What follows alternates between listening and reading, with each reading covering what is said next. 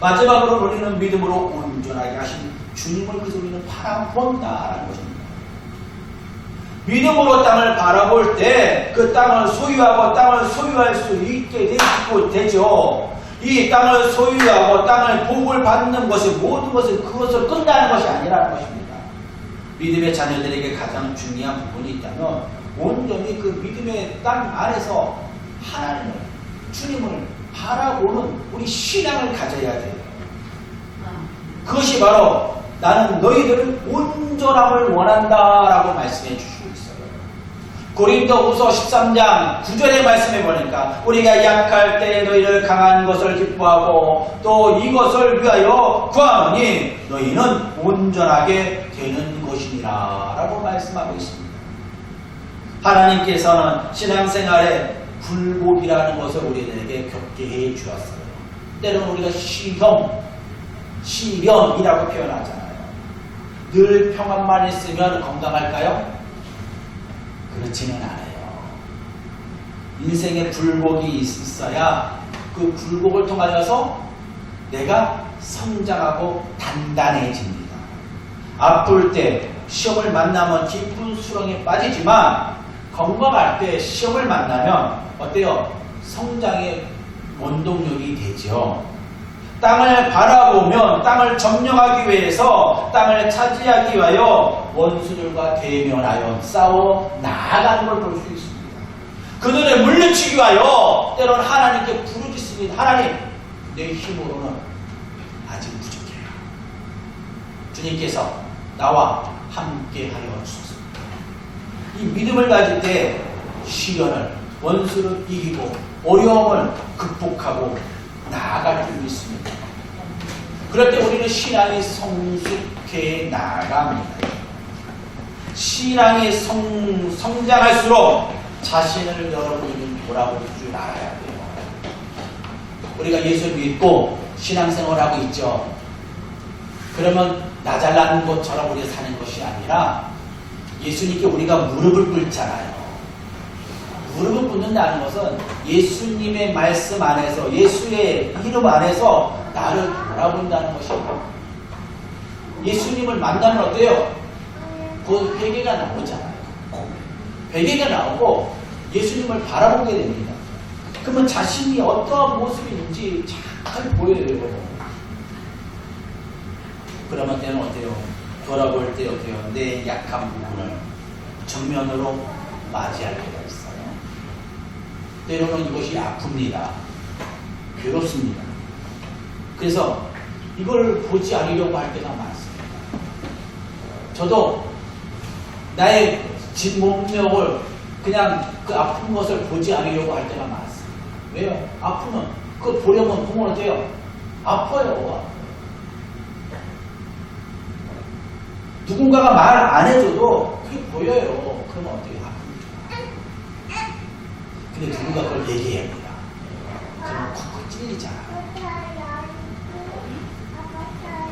우리가 하나님의 말씀 안에서 우리가 때로는 찔림을 받을 때도 있어요. 아니 목사님 왜 저런 말씀을 하셔? 아니요. 그 말씀을 통하여서 찔림이 됐다면 그것이 축복입니다. 오늘 내가 그 말씀을 들을 수 있는 힘이 있기 때문에 들려진 거예요. 그것을 내가 수용하고 그것을 내가 파악한다면 어때요? 그것을 이겨나갈 수 있습니다. 이제는 이기기 위하여 나아갑니다. 신앙은 영육이 따로 분리해서 생각할 수 없어요. 영의 시험을 만나면 육체도 아픕니다. 육이 아프면 영도 또한 영적인 부분도 약해집니다. 그래서 우리는 하나님께서는 우리 전인 치유를 해라. 전인 치유가 필요하다고 하잖아요. 그래서 하나님의 말씀, 하나님께서 우리를 치료하실 때에 치료하지 않으셨어요. 영적인, 육적인 부분을 치료하시더라도 너희들은 제자리에 가서 내 몸을 보이라 라고 하셨어요. 그리고 예수님을 만난 후에는 하나님을 찬미하였더라 라고 고백한 걸 볼 수 있습니다. 그들이 하나님께 영광을 돌리는 모습을 그래야 우리가 승리할 수 있기 때문에 내가 경제적으로 약한 부분이 있다면 경제적인 약한 부분에 대해서 늘 시험을 그 부분에 대해서 기도해야 해요. 무엇인가 여러분 대화 나가다 훅 올라오죠. 그러면 그 부분이 약한 겁니다. 누군가 대화 나누는데 그 부분 훅 올라. 당신은 왜 그 얘기만 해? 아니에요. 그 부분이 있다면 내가 약한 부분이다. 찔림이 된다는 것입니다. 걸림돌이 되고 있어요. 그 걸림돌을 해결하면 어때요? 그만큼 성숙된 사람이 됩니다. 그래서 늘 나를 변화시켜야 돼요. 그래서 나를 하나님 앞에 내려놓을 줄 알아야 됩니다. 그럴 때 우리는 믿음으로 성숙해지고 또한 믿음으로 구원을 날마다 이루어가는 성화의 삶을 이루어갈 줄로 믿습니다. 또한 선한 능력을 그래도 또한 갖추어라 라고 우리들에게 말씀합니다. 디모데후서 3장 17절의 말씀에 보니까 이는 하나님의 사랑으로 온전하게 하며 모든 선한 일을 행할 능력을 갖추게 하려 함이라 라고 말씀해 주고 있어요. 믿음의 성도들은 자신의 만의 능력, 기술을 가지고 있어야 돼요. 영적인 싸움에서 승리하기 위해서는 영적인 능력이 필요합니다. 영적인 부분은 육적인 힘으로 싸우려고 하면 어때요? 넘어져요. 쓰러집니다. 영적인 부분은 어때요? 내 힘으로가 아닙니다. 하나님께 먼저 구하고 하나님의 능력을 구하고 하나님의 인도하심을 따라 살아가고 내가 할 수 있는 부분 하나님께서 예비하시는 것을 나아가야 돼요. 그래서 우리는 어때요? 어둠의 세력과 맞서 싸우는 것입니다. 내가 유혹에 넘어지지 않는 모습을 가져야 돼요. 말씀을 전하기 위해서 저는 우리 말씀을 연구해야 돼요.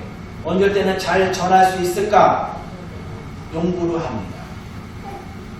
말하는 법, 전달하는 모습, 말에 맞추어서 어떤 행동을 취할 것인가? 이것을 저는 늘 생각합니다.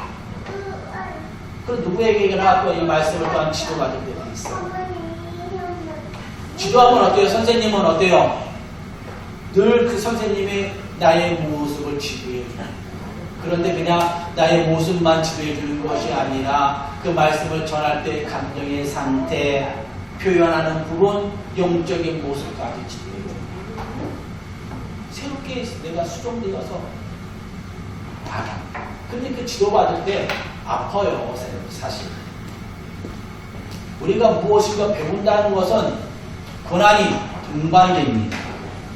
특히 나의 삶을 변화시킨다는 것은 그만큼 아픕니다. 내가 나이가 들어서 무엇인가 배우면 어때요? 더 어려워요. 여러분들이 50, 60대 내가 무엇인가 배운다라고 하면 그건 대단하신 분입니다. 나를 변화시키는 것이죠. 그럼 대단하다. 자기를 칭찬하시면서 늘 무엇인가 새롭게 변화시킨다. 우리는 늘 새롭게 변해야 되잖아요. 우리 세상에 어때요? 우리나라와 같이 빠른 나라가 없다고 하더라고요. 저는 다른 나라 안 가봐서 몰라요. 그런데 우리나라가 그렇게 빠르다고 하는 것을 잘 듣습니다.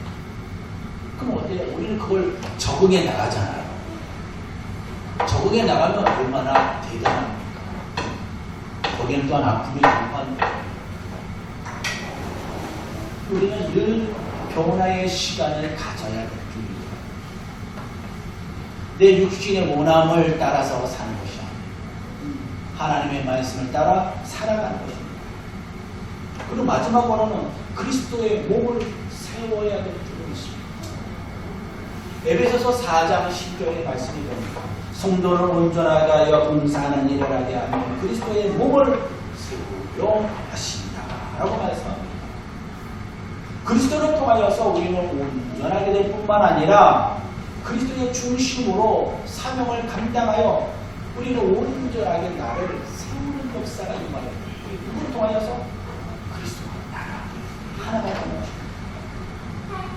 예수님은 포도나무요 우리는 가지라라고 하셨어요. 우리가 포도 열매를 맺기 위해서는 어디에 우리는 붙어 있어야 됩니까?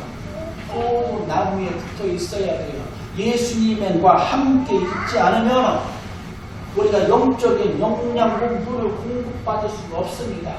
생명의 양식을 먹고 생명의 양식을 가지고 열매를 맺어야 돼요.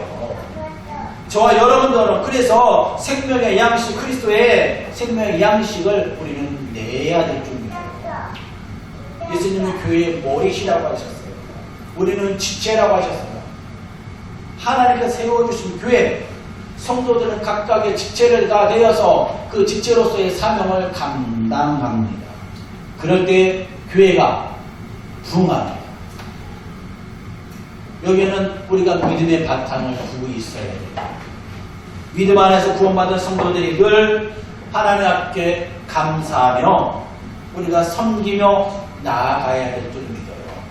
섬긴다는 것은 어때요? 나를 내려놓는다는 것입니다.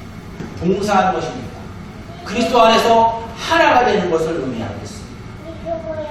그것이 바로 교회를 세우는 길입니다. 우리 소명교회 성도들은 서로를 섬기며 봉사하며 그 안에서 예배드리며 즐거움을 누리는 저와 여러분들이 되시기 바랍니다. 그래서 하나님께서 우리는 기뻐하시는 우리는 제사보다 제물보다 더 원하는 게 뭘까요? 순종이라고 하셨어요. 교회에서 예배드리면 예배드림으로 끝나는 것이 아닙니다. 예배는 하나님 우리가 예배가 드렸죠. 그렇다면 우리의 예배, 또 다른 예배는 뭡니까? 삶의 예배를 드려야 돼요. 예수님의 말씀을 들었다면 오늘 일주일간 이 삶의 예배를 드릴 때에 그 안에서 감사가 넘치고 있습니다. 이것은 하나님께서 주시는 은혜예요. 감사는 아무에게 나오는 아무나 나오지 않습니다. 하나님의 은혜를 받고 영적인 능력을 받은 사람이 감사할 수 있어요. 감동을 받아야 감사가 나옵니다. 저와 여러분들은 매일매일같이 감사의 은혜가, 감사의 언어가 나올 줄 믿습니다. 우리가 감사, 오늘 내가 뭘 감사할까? 라고 하잖아요. 근데 여러분 한번 오늘쯤 한번 생각해 보십시오. 감사가 무엇이에요? 감사의 요소 어떤 거죠? 사실 오늘 이 자리에 나온 게 감사예요. 그렇죠? 성도님들이 나온 게 감사합니다. 저렇게 하랑이가 나와서 조잘조잘 거리잖아요. 그것도 감사합니다. 오늘 심령이 하나님의 전에 나왔어. 이게 감사합니다. 네. 우리는 그 안에서 우리는 귀한 축복을 누리고 예배를 드린다는 것입니다. 우리 사랑하는 성도 여러분, 우리는 믿음으로 하나님이 바라보는, 하나님이 주신 그 땅을 바라보는 귀한 역사가 임하시기 바랍니다. 그것이 바로 하나님의 나라를 세우는 것이고 주님의 뜻을 이루어 나가는 것입니다. 그 날마다 하나님의 교회가 풍부하고 영광 돌리는 귀한 역사가 임하기를 주님의 이름으로 간절히 축원드립니다. 우리 기도드리겠습니다.